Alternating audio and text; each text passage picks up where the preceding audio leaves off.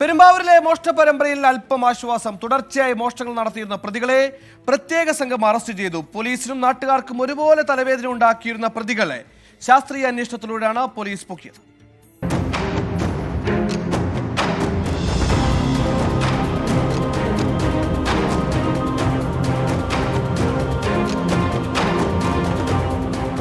വീടിന്റെ വാതിലുകൾ തകർത്ത് പട്ടാപ്പകൽ മോഷണത്തിന് ശ്രമിച്ച കേസിലെയും പെരുമ്പാവൂർ പള്ളിയിൽ രാത്രിയിൽ മോഷണത്തിന് ശ്രമിച്ച കേസുകളിലെയും പ്രതികളെയാണ് പെരുമ്പാവൂർ പോലീസ് അറസ്റ്റ് ചെയ്തത്.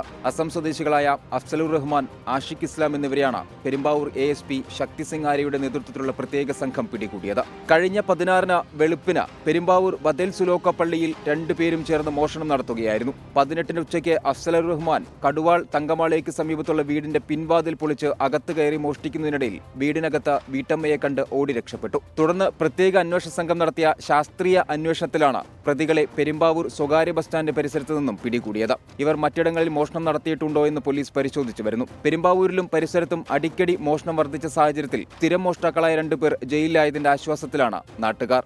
24 കൊച്ചി.